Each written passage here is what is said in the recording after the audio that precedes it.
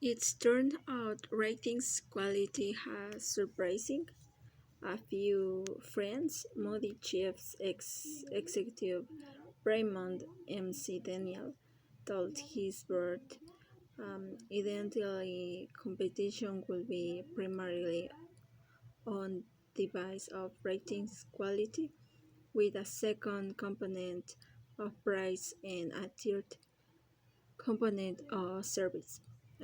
Unfortunately, of the three competitive factors, rating quality is proving the less powerful.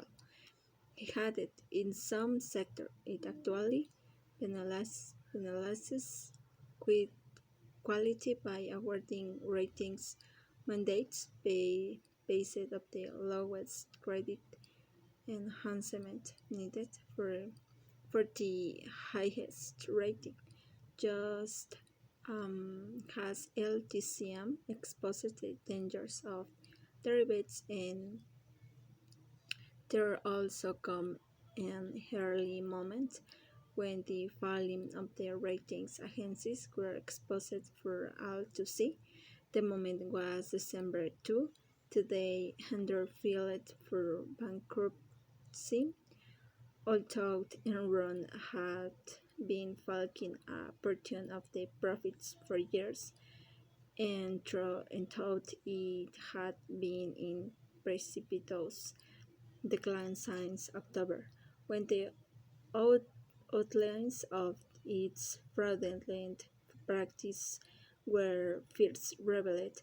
The rating agency didn't downgrade the company's debt until 4 days before its collapse. Investors in both Enron's stock and its bonds lost millions. The Enron bankruptcy quickly followed by similar debacles at WorldCom, Tico, and a handful of other companies, become a hot ongoing news story.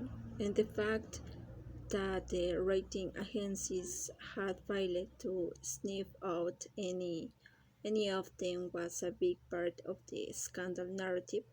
Government invest government investigators put together tight reports about the failings of the agencies.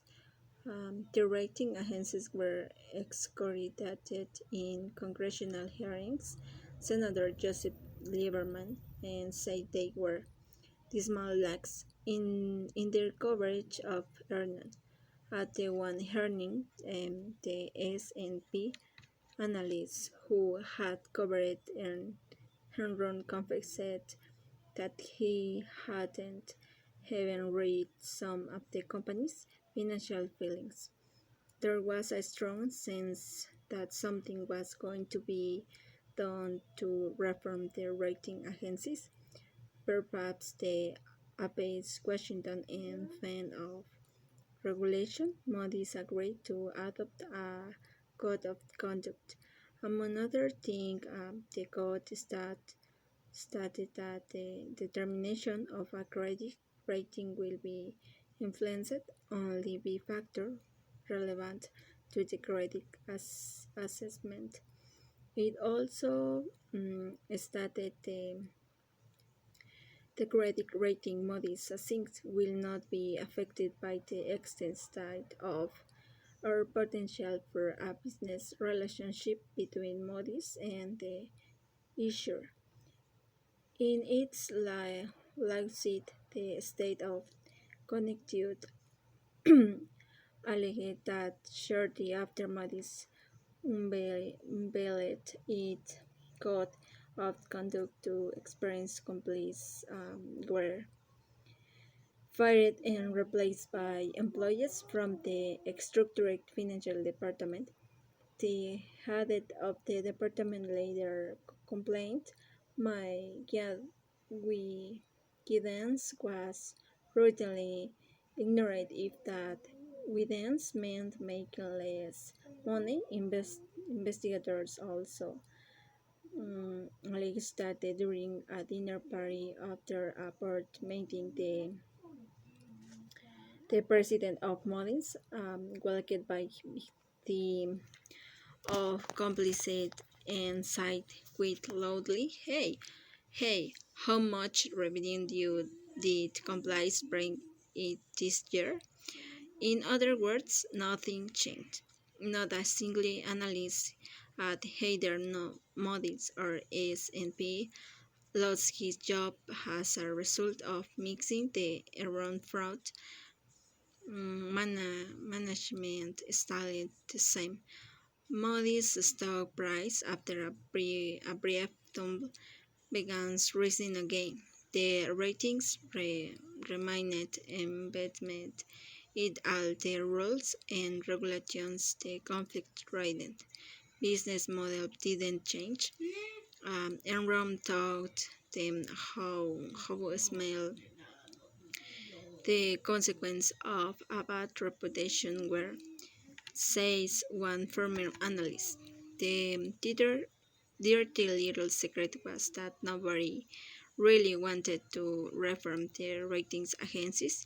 Investment bankers needing to be able to continue willing, cajoling, and browbeating the agencies into handing out AAA ratings.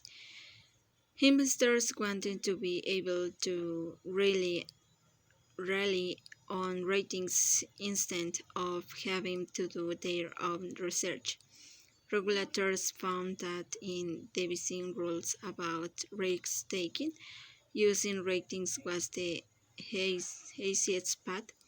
Most of the big investors, they like ratings to be scapegoats, says German funds, to say, oh, we do we do our own analysis, but they when things go bad, well, it's the fault of the credit ratings agencies.